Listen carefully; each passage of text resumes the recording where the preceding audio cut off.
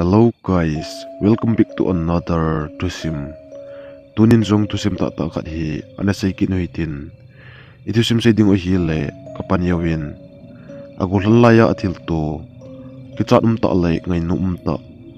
Tusim in say kiduhitantin. Hisi chun nang zong hitinalahi. Na first time ni ko na hi zong le.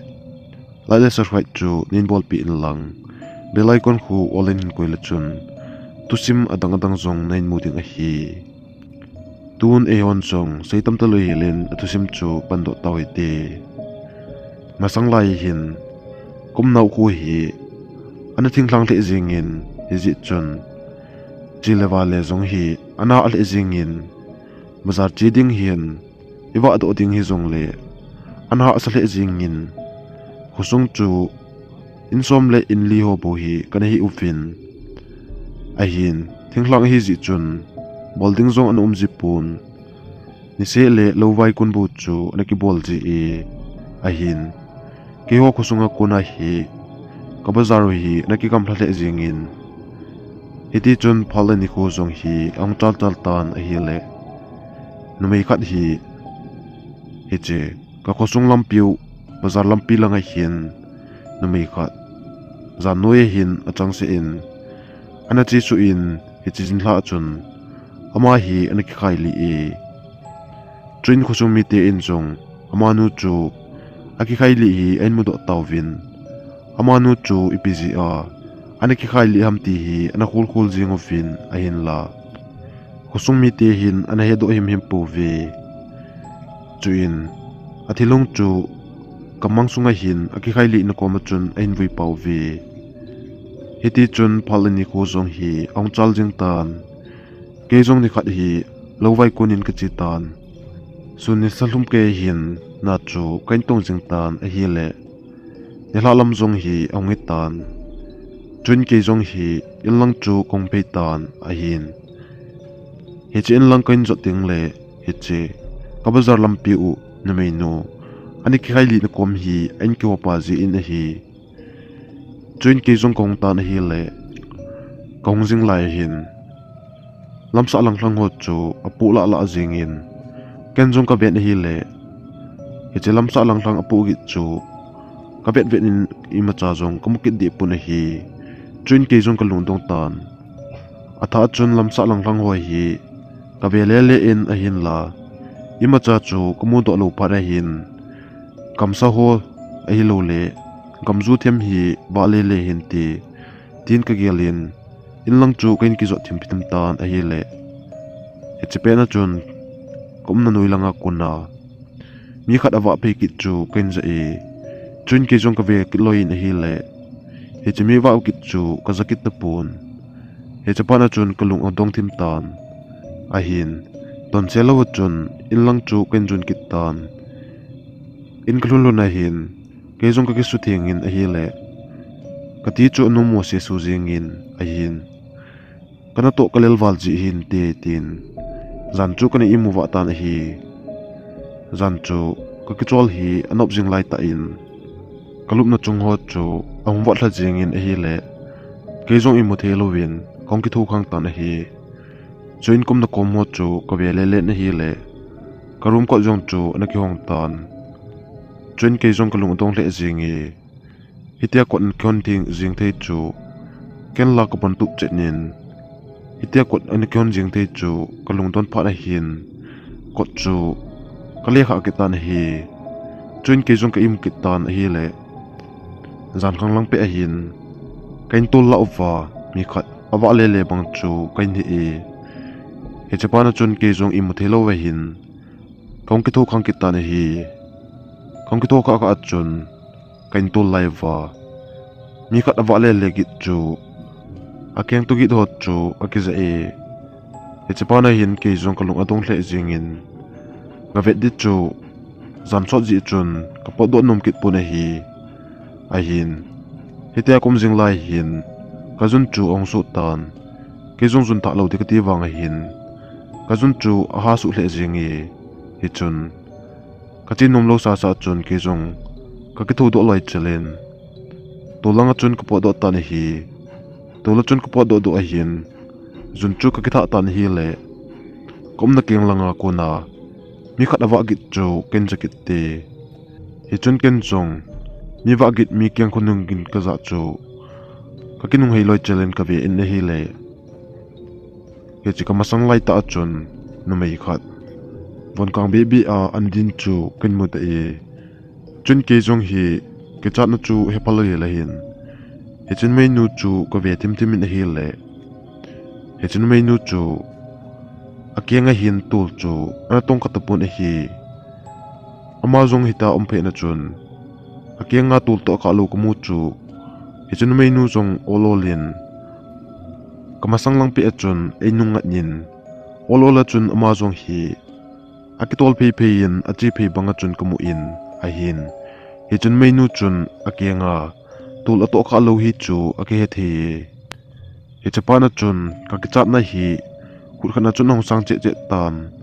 katimul jong chu akitho do jingi chun chin menu chu bet lo ding ti wanga hin kalung chu the tun tun kitnin ken jong he chun menu chu ka ve ve na hi le he che ka bazar lampi lang wa chun olola hin achi phei chu akimu thein hi ken jong he chinung chu ka ve ve na hi le he che lampi pha pha chun amang pai pai tan hi le ka kita na chu ang pong che che tan chun ke jong kino chela chun in chunga hin kale lai lut kitan hi le in chung kalu lu na chun kan ko te chu ai mu no hi ananom the jingi ke wang chu ka kicha the jingin a hin don chelo chun kalup na chunga chun ka kizam kitan hi le hi chun menu chu kalung gela hin ong kilang lang jing tan a hi le ka kicha na chu ata a hin ang pung che che tan chun ke jong hi kai mu su wal ji tam kana to kalel wal ji tam hi ta lup na kana kizam zam chun kan i mu hla lam jong hi kana pa pawoi akat langa jing khong ba wa hin khong ki tho do tan a hi le kain ko te jong chu ana ki tho kam taw vin ke chu boni dinga hin inanga ovi ke jong boni dinga chun ka chi phein bu chu kan taw bin a hi le ka boni a per wa chun zan la ka thil tu chu kan gel do tan kan jong kin ko te ko ma chun ka thil mu hol le zan la a zun ta ka chi a chinu ko mu dan chu kan ko te ko ma chun ka sei pi ta vin hi le kan ko te wang chun eta san po vin namang si a hi po vi namang si chu nanop nop na sei he tin ke chu ai nui sa zo vi a hin ke wang chu ata ta banga ka he nin a hin kan ko te vin ta ai sei pi pan chun kamang ta bangin ke hen a hin zun ta ka chi wang hi ka ke he ni a hin kan ko te win hi ta sei pan chun ken jong don selo vi len kamang ta banga chun ka gel tan a hin kamang ta banga ka gel ku jong le he chun mei nu chu ata ata a kan mu hi chu kan he che ne a hin ken ko te ko ma chun i jong ka sei be nom ta pun sei be jong lang e ta san lo ji wa chun ima cha ka sei be ta pun he chini jong chu na tunga hin lo lang chu kan zon ki ta na hi ke jong lo lang ka chi a na ka to jing lai hin kalung gela chun he chinung bo chu akilang lang jingi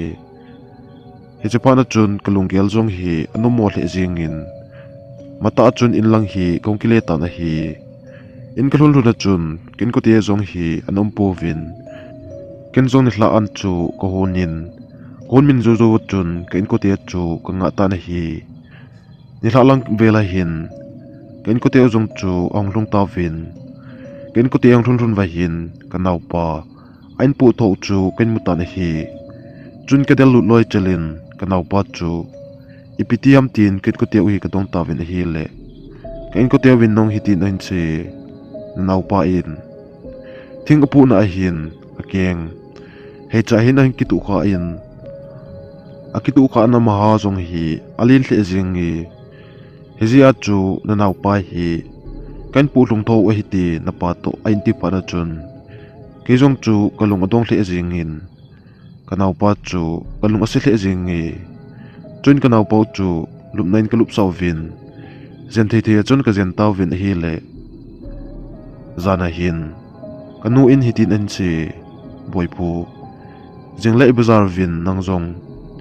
na nau hi alo ding ka chopi tungo na ain ti chun ke jong ka ki alin a hi le kalung chu alel the jing nge aji chu he chika bazar lampi hi agam thle jing in he ji chun kalung alel ma ma jing nge he chika bazar lampi hi kengin an ki ho ji in kenglam izo zo ting le gari a anaki kalkit na gari chu ito khop set zo ting le bazar chu akilung beb ji in hi hizia chu kalung hi alel the jengin a hin kanau chu ka ven hi le anat na chu alel the jengin akisu khana maha jong chu alel the jengi he chapana chun kanau pa hi alo chu dinga chun kong nom tan hi he chin la chun kan ko vai hian kanau pa chu kana tu khu wa pi ta vin hi akhat langa jingkhung wa wa hin an chu ka kini do ta vin ani azu zo wa hin kanu in jong sum chu kanau lo cho na dinga hin e hin pin kanu in e pi zo zo chun ke jong bazar lang zo na hin kana ki pat do tai hiti chun ke jong hi kenglam chu kain ho jing tan a hi le thingthlang lampi chu na ha le jingin dei bangin jong akikang theipun olola chun ka chi jing tan hi le ana na a hin rut chu kain patan rut ka pha pha a hin ken jong gari khat tu tu hunglai jingam tin gari chu ka nga nga tan hi le hechipe na chun pu gari hi aunglai phi chu kain mu e chun ken jong ka kham loi chalen heche pu gari a chun kong ki tung tan hi sun kim bela hin ke jong ka bazar chu ka garlung tan a hi le kino chal chala chun sun hi pha na hin kanau loading ho chu kain cholo loin hungki pat do ding ka ti tan a hin la ngari chu komu zo ta pun kenga hungjing ding chula heche gari lampi chu ana saw hle jing na lain gari lampi ho zo zo le kenga ichang si a thinglang lampi hungo kiding chu ka gel le ka kingai si le jingin heche phana chun gari hi kan nga nga tan a hi le akhat langa chun nila lam jong hi aungi tan heche phana chun kenga chi jing ding bu hi kalung chu a hi tai aji chu ken lam wa kanau pa alu anga ding hi chu ken hi ji hin ka kino hle jingin a hin la gari dei bunga amlo ji chun upai am tapun ke jong chu kenga kong ki pat do gulai ta hin gari khat ong thlai phi chu ken mu e ken jong gari ong thlai phi chun kang to do in lang chu ken jon ta vin hi hiti chun ke ho jong kong jing ta vin hi le kenglang lampi ho na ding chu ken pataw vin chun ke jong ko kumin driver pu ko ma chun ka ki pa 18 ka sei zo zo chun ke jong in lang zo na chun kino ta hin kong ta na hi le hitia kana vai gi ka a hin ho jong chu ana thim la ta na hi ho na thim la pha na hin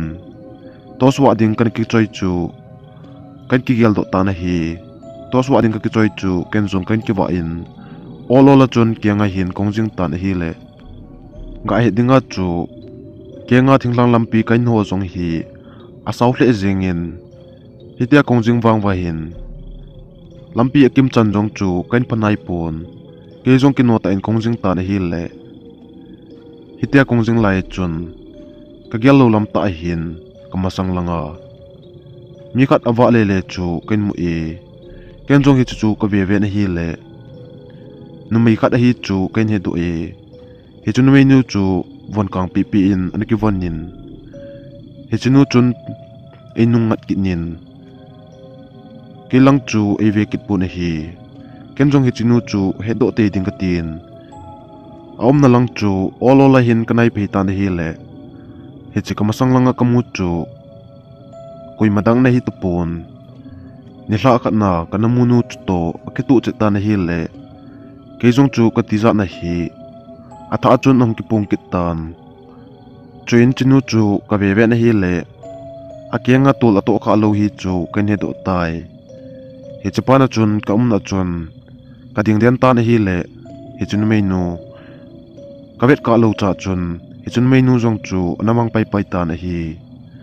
chun ke jong ki chata chun lampi achun kong phei jing ta na hi le angai panga hin kum na king langa kuna mi wa kit chu ken je e hi chi mi wa kit ka za za chun ka kinung hei loi chelen ka ve en hi le kulpu la kuna mi kanin in vet banga chun kamun ken jung ka ve chin chin in hi le hi chi kanamu jing nu hi chi nu chun kulpu la kuna ke in vet chu kan mu e hi chi amit lai vom zong na umpun ki cha jong anum hle jingi ke jong katimul chu anghum la la jingin thi rama chun in lang hi kain ki jam ta na hi hita kong hlai jing lai hin lampi kom la kithing la la a na do chung ho ang pu la la chu kain ja e ke jong kinung hein ka ven a hi le na do ho kithing la la a mi khanin a hi lo le kam sa hlai banga chun kain mu ta na hi le ka ki cha na chu apung che che jing tan hita kong hlai jing wang a hin kanung langa hong hlai jong chu ka hlai chana ong ha che che banga chun ke hetan chun ke jong ka kinung hein ka ven hi le hi chi kanunga na du la a nang la a hong hlai nu chu ka hlai chana hin ong ha che che jing tan hi le ka ki cha na chu apung che che jing in ke jong ka kap do di jing tan hi a hian kin su na ding chun in lang chu thi delen ken del ta na hi ke jong hita kong hlai jing lai hin kanung langa thil git ka za jong chu ong thip chat ta na hi le kalung chu ong ol dom tan ka kinung hei tha kinin ka ve ki tan a hi le he chi kanunga ong hlai nang la ong hlai ong chu a thip chat pha na hin ke jong kalung ong mong dom dom tan ol ol chun kong jing ki ta na hi le hitia kong jing lai chun kom na king langa kuna na mai khat akagi chu ken je e ken jong mi hem hi lo ding chu ke hetan ka ki chat wal ji a hin ha pen pen a chun ka pengin il langa chun kong hlai jing tan a hi le hita kong hlai jing lai hin ka king langa kuna hi chun mai nu ka gi chu hita lo hi lai hin ong nui ki tan hi hi chun nui gi chu kanung lai ta ka za bangin tan chun ke jong ka kinung hein a hi le kanung lai ta a he chunu mei nu chun khaw na ke o wa ke nu hin del jing chu ken mu ta tan hi le ke jong ka kapla jing tan ka pum pum ma chun ka chutil hai jing tan hi le ana na a hin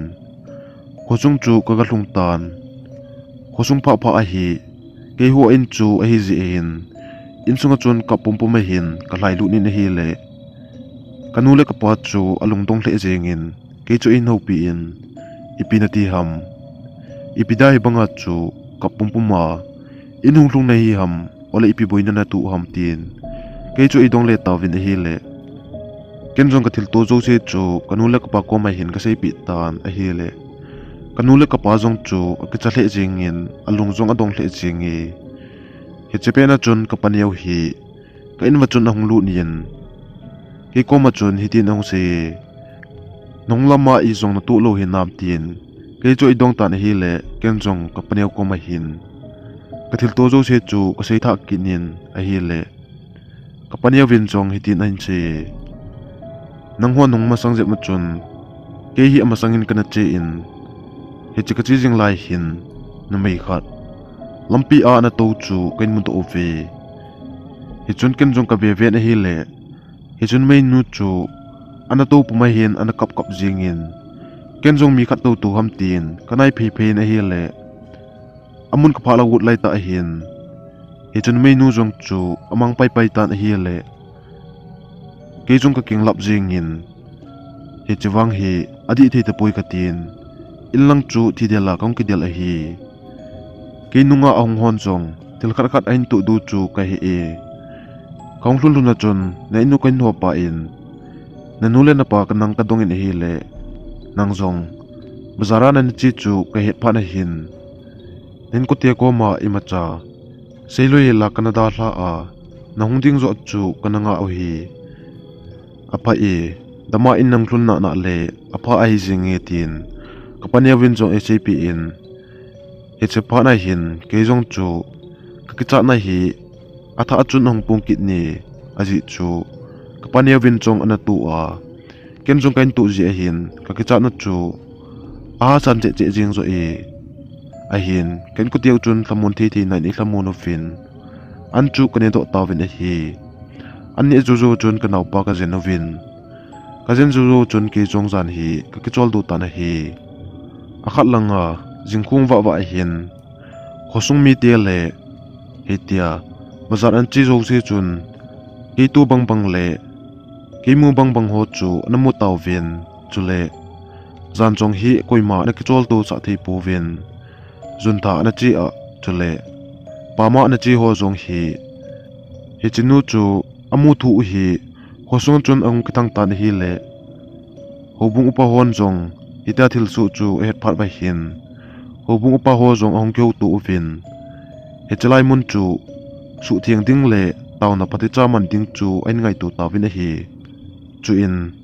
hobung upa le hosung lam kai ho chu keu bang ovin pastor khat le taw dam ho khat hi akipuyo vin heche numei nu na khai li na chun su thiang na kin khat hi aga nei ta vin a hi ama ho zong su thiang na king a chai chai vai hin illang chu ongkle taw vin a hin tu chanin wang pathil lung si na zalin heche tabang ho chu kain khu uvin jong kan mukit ta po vin